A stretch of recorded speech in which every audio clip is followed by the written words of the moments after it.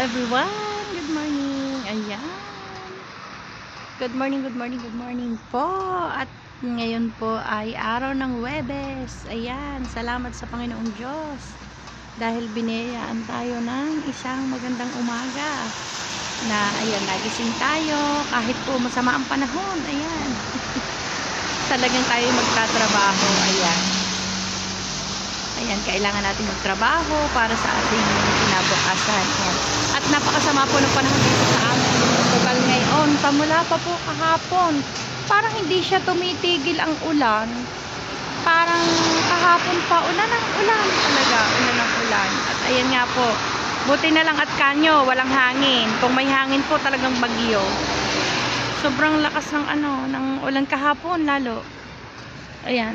At kung makikita naman po ninyo, talaga naman po diklom na diklom. Ikangay talagang wala po kayo makikitang sa kalangitan po, lahat po siya ay kulay puti.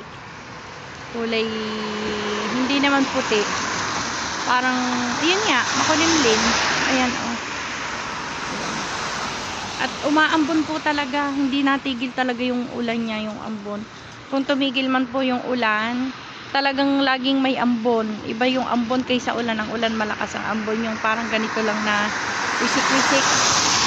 Ayan. At bukod po doon dati, pag naulan, mainit. Hindi gaanong malamig. Hindi naman mainit dahil taglamig ngayon eh.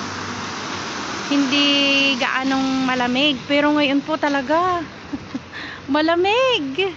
Talagang malamig. Nababaguhan kami kasi pag ulan, masarap ang pakiramdam. Ay ngayon po yung malamig kasi siguro yung mga ibang lugar na matatayog dito ay baka nag-i-snow sa kanila dahil nga po ng sobrang mapuputi yung mga bundok.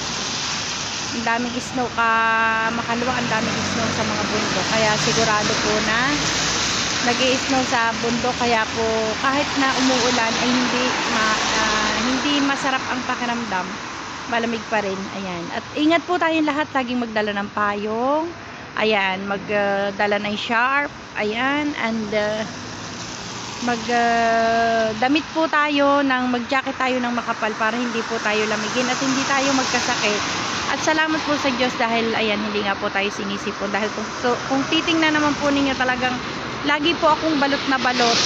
Dahil nga po ako yung lamigin, talagang may pagkakambing. Alam niyo yung may pagkakambing. Yung laging nilalamig, kaya kailangan laging maganda yung suot natin. Ayan. At salamat sa Diyos, yan, meron naman tayong isusuot na panglamig, kaya isuot natin dahil hindi natin ito masusuot ng summer. Ayan, kaya I love you all. God bless us always, and ingat po tayo palagi. I love you, I love you, I love you all. God bless, ingat palagi lahat.